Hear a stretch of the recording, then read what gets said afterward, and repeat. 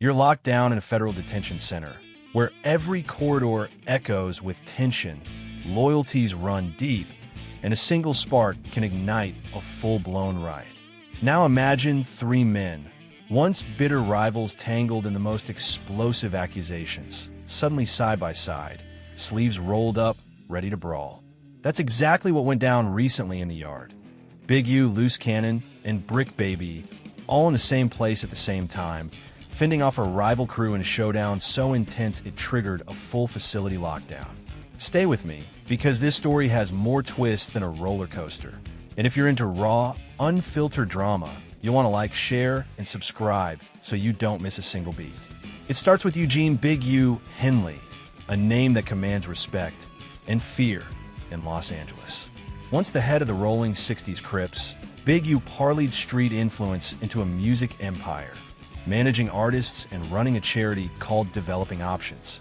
But behind the boardroom smiles and industry credits, federal prosecutors say he was orchestrating a mafia-style operation, racketeering, extortion, even murder. In March 2025, a 43-count indictment dropped, painting Big U as the ringleader of a criminal enterprise hiding behind the guise of community work. Overnight, this kingpin found himself cuffed, thrown into the same sterile halls as those he once ruled. Enter Loose Cannon Williams, a South LA native who cut his teeth as a beatmaker before stepping into the spotlight as a rapper. Loose Cannon's beats once powered tracks like Bringing California Back for Nipsey Hussle himself. But after Nip's tragic murder in 2019, Cannon pivoted behind the mic and into the Fed's crosshairs. He too was swept up in that same RICO indictment, accused of playing his part in the organization's alleged crimes. Cannon has never shied from controversy. On podcasts, he dropped bombshells, claiming Big U somehow called him before Nipsey's death, hinting at knowledge of the hit. Those allegations set the internet ablaze, fueling whispers of betrayal at the highest levels of street royalty. And then there's Brick Baby Mitchell, the rising star and podcaster whose no-jumper appearances racked up millions of views. Brick Baby came up alongside Nipsey in Crenshaw and Slauson, forging ties with local talent like Kid Ink and Casey Veggies. His crime? Federal authorities say he carried a firearm in violation of his felon status. No RICO charges, but enough to land him in the same compound as Big U and Loose Cannon. Yet these aren't just inmates. They're players with studio deals, social media followings, and fan bases that stretch around the globe. When these three cross paths in the yard, sparks are guaranteed. But what nobody expected was the moment when they all turned in the same direction. According to sources, 9 rival inmates, believed to be affiliated with the Bloods, moved in, and suddenly it was Big U, Loose Cannon, Brick Baby, shoulder to shoulder, duking it out in a raw clash of fists, chains, and adrenaline. Imagine the roar as guards scrambled, doors slammed shut, and the entire facility went on lockdown. It didn't end there. Word is the fight carried on even after the yard was cleared, erupting again in solitary confinement, a grim testament to how deep these rivalries run. Let's pause for a second and rewind, because to really grasp the gravity of this event, you need to understand the history that brought these men here, the beefs, the betrayals, the unbreakable codes of the street. Big U and Nipsey Hussle's relationship was a tapestry of collaboration and conflict. As Nip's early manager, Big U helped launch Marathon Clothing, co-managing Nip's rise to stardom. But tensions simmered beneath the surface. In 2011, a dispute over Nip's daughter's living arrangements exploded into a shootout, with Nip's brother firing a warning shot. The duo was arrested and released the next day, but the encounter left a mark. Fast forward to 2019. While everyone mourned Nipsey's brutal slaying outside his own shop, rumors swirled about who knew what, when. Loose Cannon's claim that Big U phoned him saying Nip had already been killed set off a firestorm. If true, that suggested foreknowledge, if not complicity. Brick Baby, for his part, walked a fine line.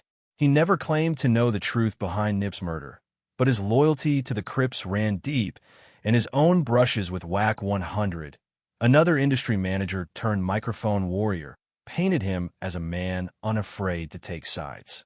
Early podcasts saw Brick Baby questioning the official narrative, diving into gang politics and street codes, all while building a media persona that blurred the line between entertainer and street soldier.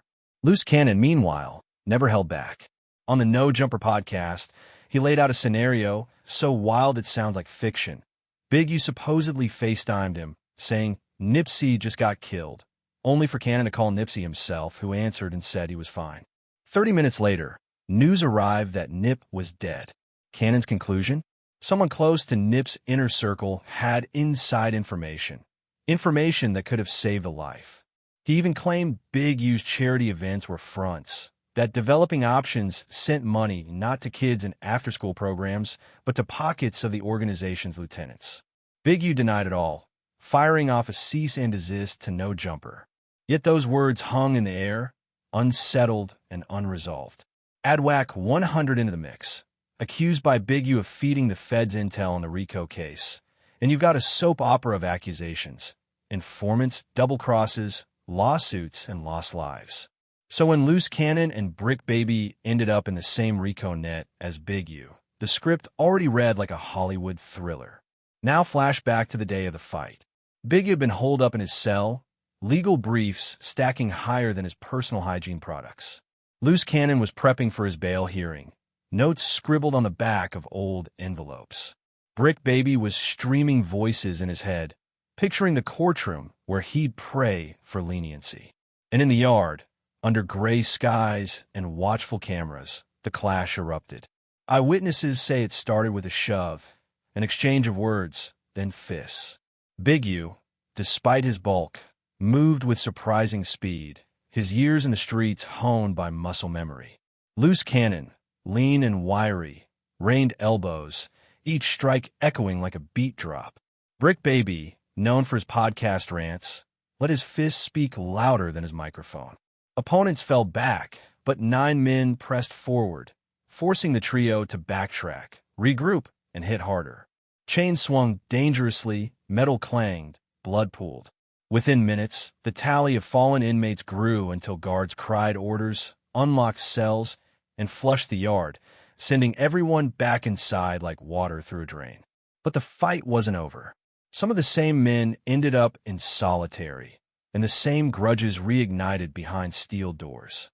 Guards reported muffled shouts, the ripping of mattresses, the scrape of concrete boots. It took hours to restore order, hours that stretched into days of tension, so thick you could slice it with a spoon. What does this all mean? For Loose Cannon and Brick Baby, both staring down bail hearings, joining a prison brawl just before facing a judge seems like a career-ending move. Judges look for stability, good behavior, remorse. A fresh set of bruises might suggest you're the innocent victim, but being locked up in the hole with a bloodstained shirt says, I'm a threat to the community. Legal experts say these injuries could cut both ways. Defense could argue they were jumped unprovoked, framing them as victims of a conspiracy to keep them behind bars. But prosecutors will paint the same scene as proof of entrenched violent behavior. Then there's Big U, already burdened with murder and racketeering charges.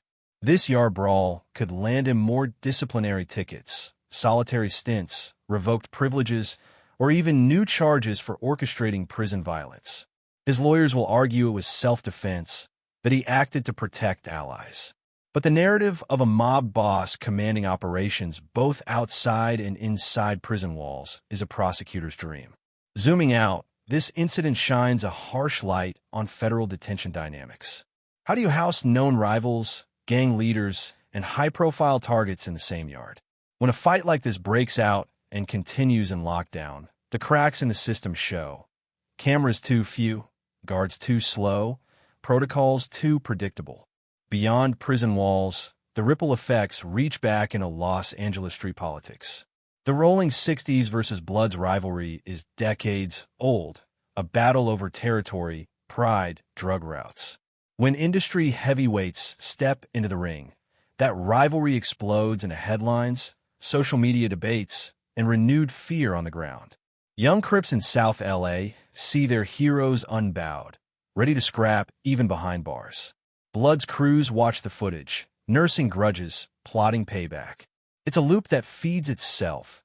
Violence begets headlines. Headlines spark violence. Violence begets more headlines. And through it all, Nipsey Hussle's shadow looms large. Every mention of gang politics in Crenshaw brings his name to mind. Every allegation about Big U and loose cannon dredges up the tragedy of a life cut short. Nip's community work, his marathon clothing store, his STEM center, stands in stark relief against this world of fists and files.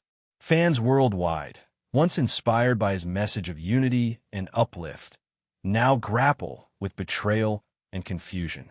Was Nip's death a random act of violence, or part of a deeper power play? Does loyalty to the Crips justify unflinching alliances, even with those accused of murder?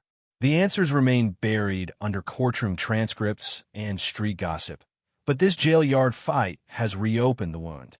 So what happens next?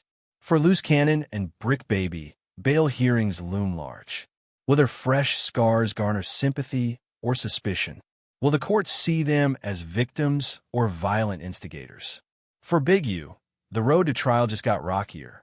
Defense teams will scramble to spin self-defense narratives, while prosecutors will hammer home the image of an ongoing criminal enterprise inside and outside prison walls.